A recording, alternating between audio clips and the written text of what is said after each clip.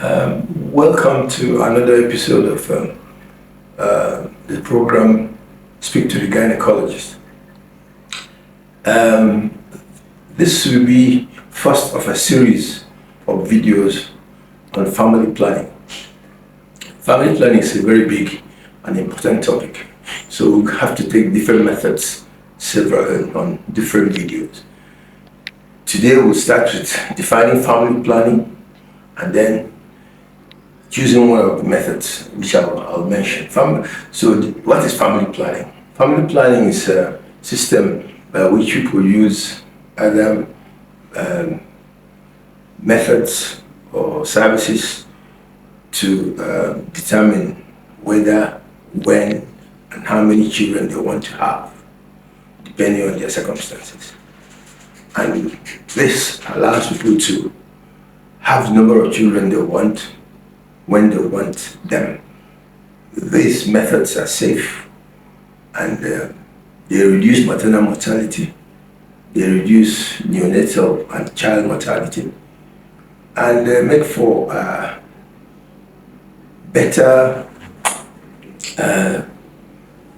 management of family services, because people should be able to have the number of children they can afford to look after. We live in a society where more or less you get nothing for free, so that there's no point having children believing that God will provide. God is for everybody, and God has given you brains, and you're supposed to use those brains to look after yourself. There are two types of family planning: the temporary ones, the permanent ones. We'll start with the temporary ones. There are several methods. Let's start enumerating them. That's what we call the natural method. There are what we call the natural method. We have the hormonal methods. We have the intrauterine devices. We have the barrier methods. We have the lactational method. The natural methods, things like what we call the calendar method, is based on the knowledge that there are only 2 days in the month out of 30 when a woman can get pregnant. Those 2 days are what we call the ovulation days. And we know that, at least I'm letting you know, that ovulation occurs 14 days before the next menstruation. And the timing of ovulation depends on the woman's cycle. Cycle is the number of days from the beginning of one menses to the beginning of the next. So once you know the ovulation, those 2 days, you can give a woman, say, 4 days before ovulation, 4 days after. So there are about 10 days in the month when the woman is not supposed to meet. That's what you call it. Well, medically you call it safe period. People call it the calendar method. It's just, the good thing about it is that it's cheap. You don't spend any money for it, and it's something you can do yourself. The disadvantage is that it requires one to have regular cycles, because a woman's cycle is not constant. Even if you say you have a 28-day cycle, there's a plus or minus 4 variation on average. It could be even wider. But if we go on assuming that it's the same cycle every month, and then it happens to be longer or shorter, you might be having contact when you think you're safe and you're not safe. That is the problem with the safe period. But ordinarily, most people who have regular cycles and who have been advised by somebody who knows about it, because the cycle starts the day you start menstruating, not when you finish menses, you'll be able to calculate every month, know when to make love, know when to avoid it, or when to use any other protection. That is what we call the safe period, or the calendar method. This is very, very popular with people who have religious inclinations that tend to frown on the medicinal methods and all the other methods of contraception, because with this you're not interfering, you're not taking any medication, you're not interfering with anything happening in your body, you're just being careful. The next method is what we call the Billings method, or we call it the cervical mucus. This is based on the fact that the mucus in the woman's discharge changes depending on the time of your cycle. It's a bit thicker before ovulation, and around ovulation it gets slimy, slippery, and tends to drop. So if you are taught properly, you're able to identify the mucus at that particular time and know the right time. When you see the mucus is slippery, then that's when to avoid sexual contact. But the flaw in this is this, that now we know that a man's sperm can survive for up to 4 days in a woman's womb. So let's say a woman can have sexual contact on Monday, when the sperm looks normal and thick, and it becomes slippery around Thursday or Friday, and she makes love. But that sperm that's been waiting in the womb when you made love, when you were supposed to be normal and not supposed to be safe, that sperm can get you pregnant, and you don't know when this is going to happen.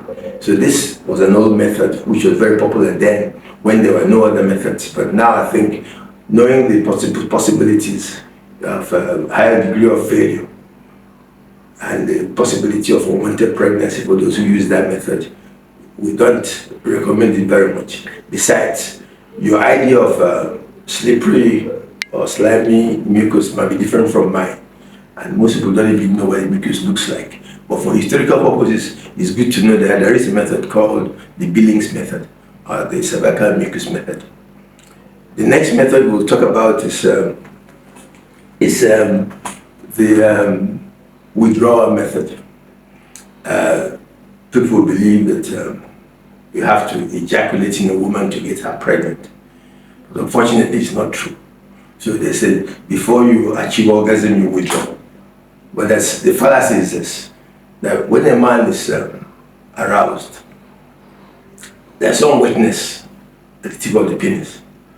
That wetness contains thousands of sperm. When a man ejaculates, he produces between 20 to 100 million sperm each time. A woman is only one to get pregnant. So that's little wetness at the tip of the man's penis. Once a man penetrates a woman, he leaves it there. So you don't have to ejaculate, or using the common language, you don't have to come to get a woman pregnant. So there's a fallacy in it. I always say, when people talk about the withdrawal, I say, have you tried fetching water with a basket? What happens? You get no water. By the time you leave the basket, all the water is gone. So that method is not ideal.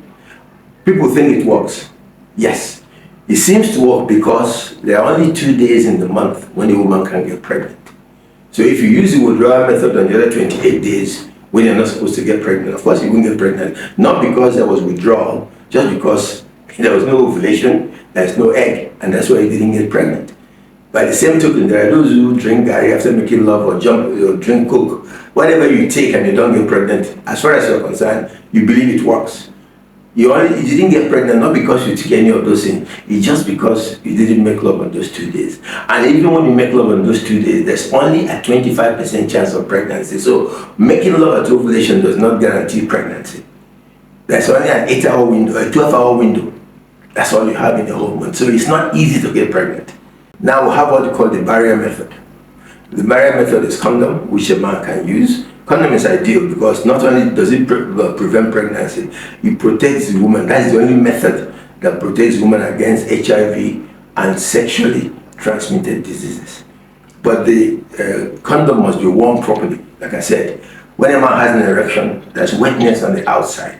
If you allow that wetness to contaminate the outside of the condom, then as you're going in, that little bit is deposited in the vagina and can get a woman pregnant. But worn properly, and if it does not burst inside the vagina, if it does not slip, then it gives you 100% protection. There is a female condom, which has, just like the male one, it's worn in the vagina, and then it prevents the sperm from getting in. But it's still cumbersome, difficult to get the right size, and you have to be taught how to fit it in. It's much more difficult to insert than the male condom.